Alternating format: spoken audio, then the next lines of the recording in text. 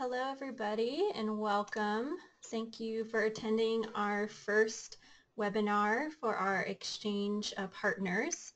We're going to get started now, and if you can just make sure that your microphone is switched to mute, and if you can hear me, please type yes in the text box so we can make sure that everybody can hear this webinar.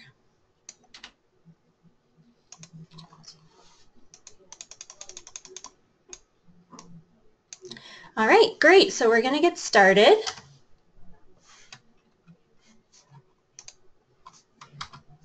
So my name is Marcia Crippen. I'm an Education Abroad Advisor here at UGA, and I've been with the office since July 2015. I started taking over the incoming exchange students around that time, and I've learned a lot in the last year, and I'm very excited to continue working with many of your students. And I'm going to let Lucas introduce himself. Hi everyone, I am Lucas Vasconcelos. I'm a PhD student here at the University of Georgia in Learning Design and Technology. I currently work at the Office of International Education as a graduate assistant, and I work with Marcia with all incoming students. And I'm also a former exchange student at UGA, and I participated in an exchange program in fall 2011. This is the webinar agenda. These are the topics that we're going to cover today. So first we're going to discuss a little bit about the exchange student nomination process, and we will show you which resources we currently have and which resources will be available soon for students and coordinators. And then we're going to pause for a brief Q&A if you have any questions about those two topics. We're going to show you what the Go Abroad portal looks like, which is where the students submit their applications to.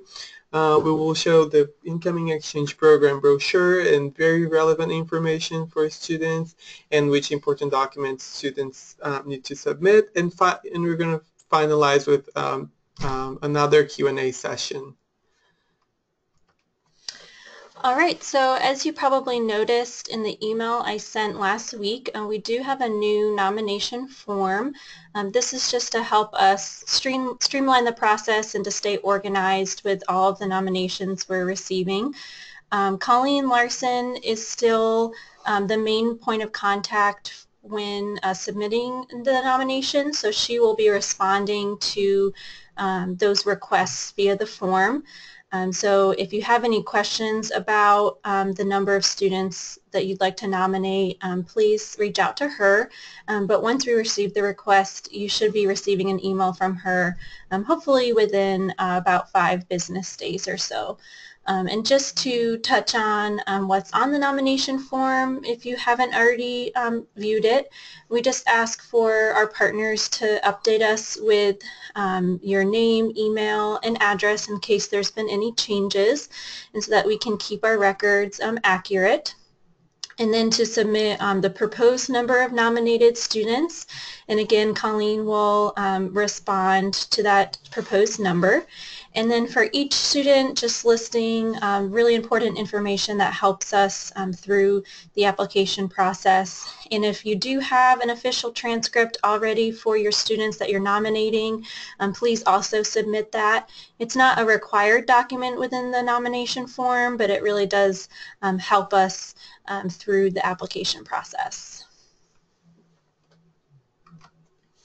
Okay, so the Office of International Education has been preparing lots of very good resources for incoming students, and they're divided in pre-arrival, post-arrival, or resources that can be helpful during the application process.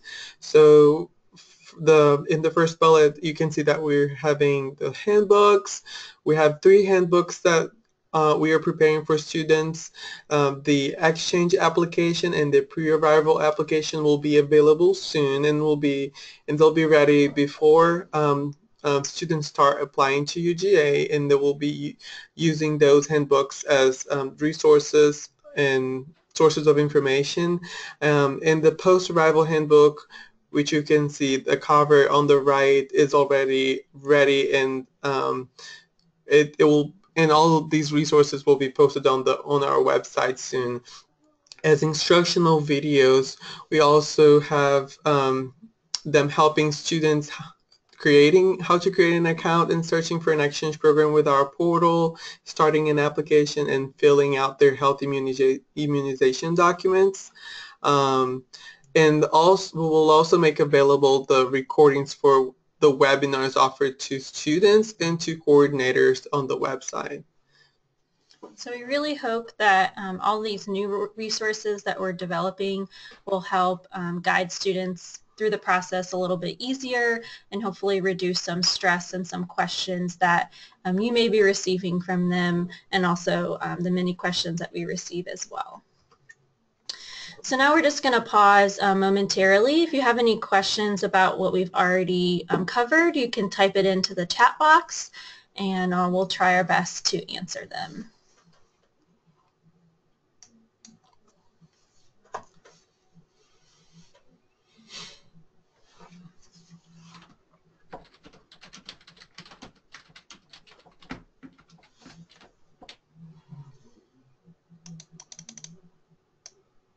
Okay, great. So if you have a question while we continue, oh, there we go.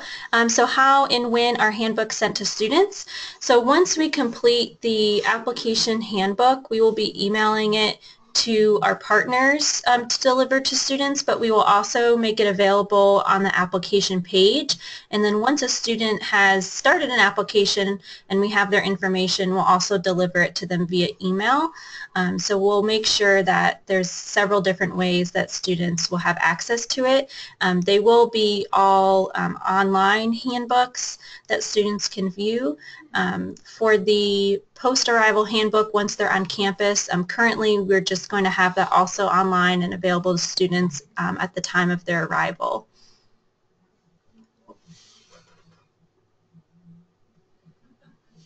All right, great. So we're just going to move on.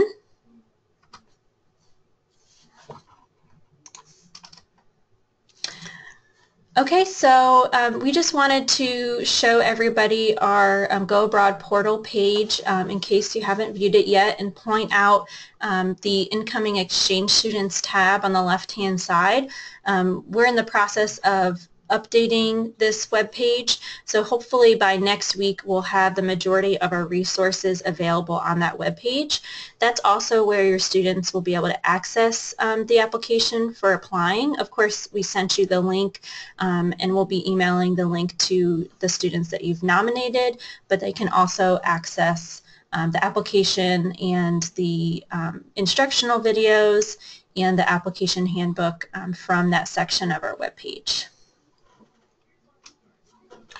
Okay, so this is what the incoming exchange undergraduate program brochure looks like on your left.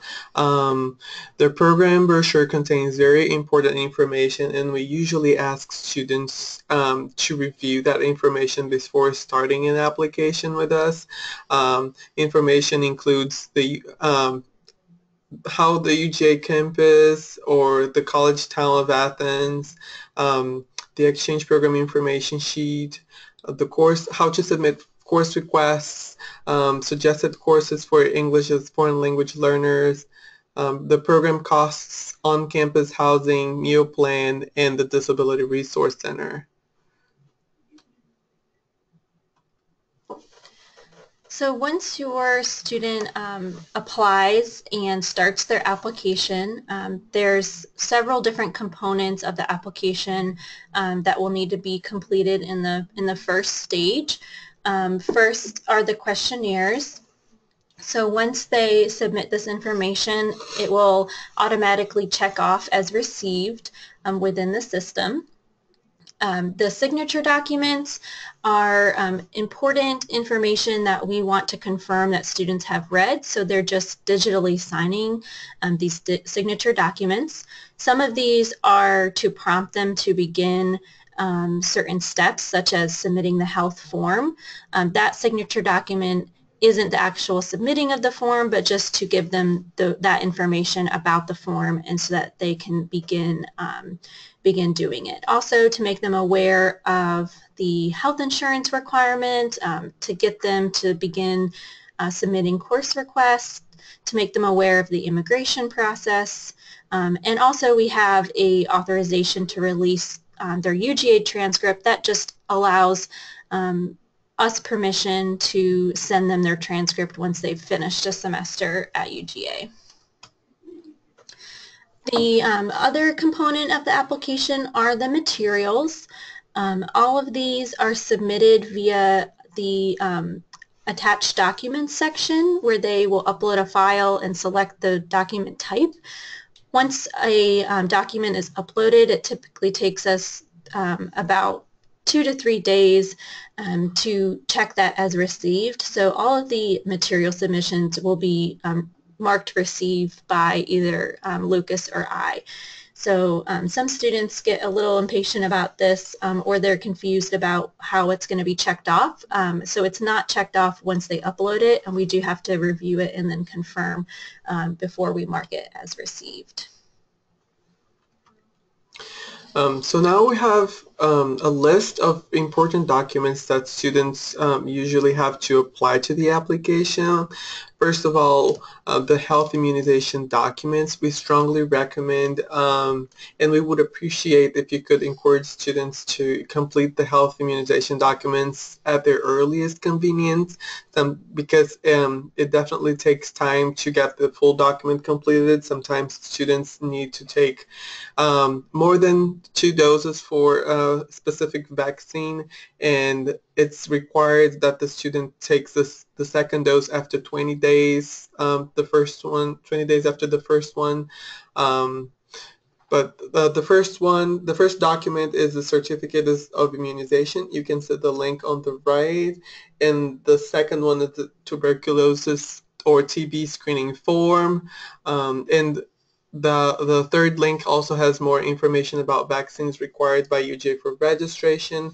And it's important to notice that students at the University of Georgia, as per university policies, can only register for classes once the health forms are submitted and approved by the University Health Center.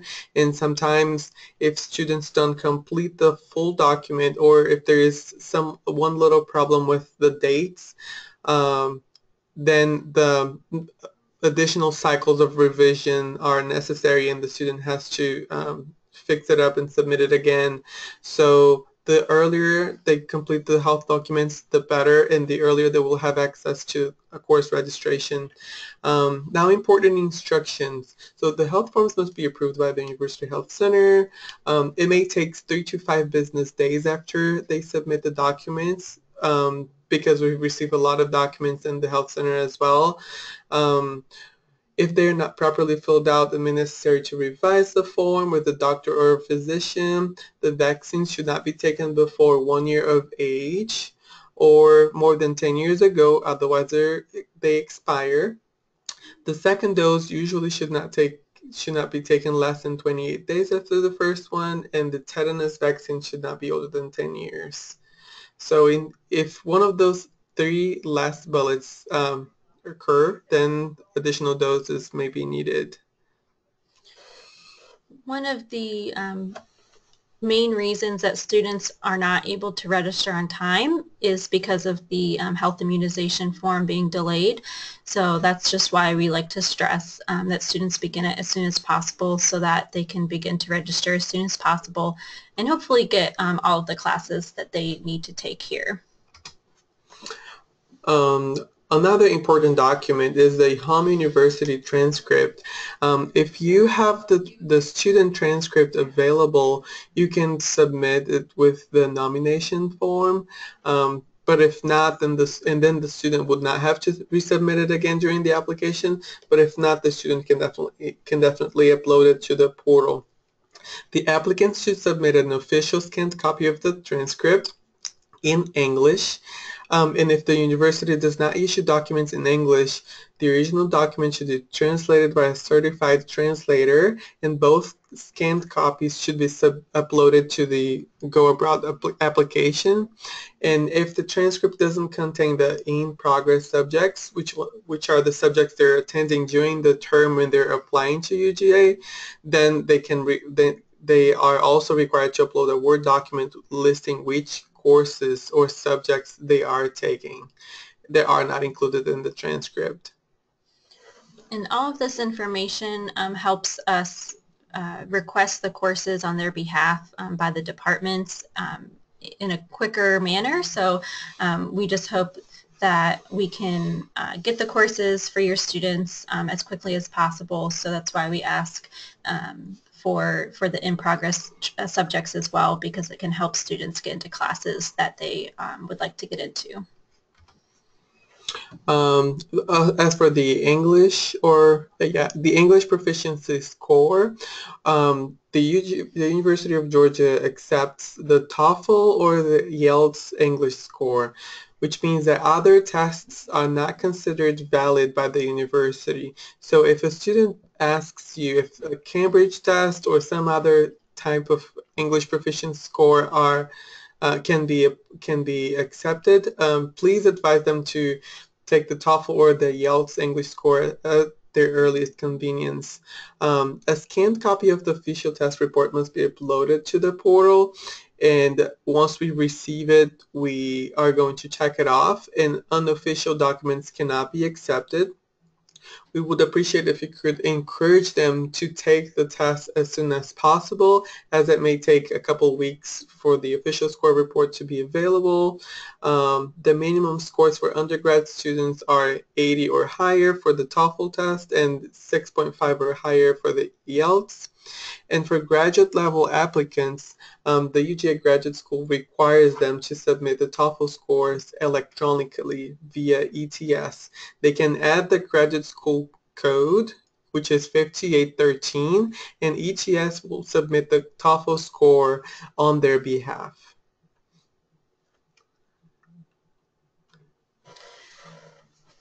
So finally, we just wanted to give an overview of some important dates for our application process. So we will be holding 2 webinars for incoming students in September. The first will be on Tuesday, September 13th. The time will be 8:30 a.m. Eastern Time. And we'll be doing a makeup session for students 2 weeks later on Tuesday, September 27th at the same time. We'll be emailing students a RSVP for both of these webinars so that they can sign up and we can explain in more detail about the application process and answer questions that they may have through the process of applying. We ask that coordinators submit their nominations by September 15th and that students complete their initial application on October 15th. Once they've been officially accepted by the University of Georgia, there will be several other steps for them to complete, such as registering for housing and course registration, submitting their health forms, and so on. Our recommended arrival dates for students are January 2nd and January 3rd, and that is a Monday and a Tuesday. The ISL and OIE Exchange student orientation, and ISL is our International Student Life that helps us with the International Student Orientation. So that will be held on Wednesday, January 4th. And then the spring 2017 semester begins on Thursday, January 5th. So this is our last slide, and we'd like you to ask any questions that you have about what we discussed today, or if there's additional information that you feel is necessary that we can include in a future webinar. You can also note it now as well, but we'd like to open it up to questions if there are any.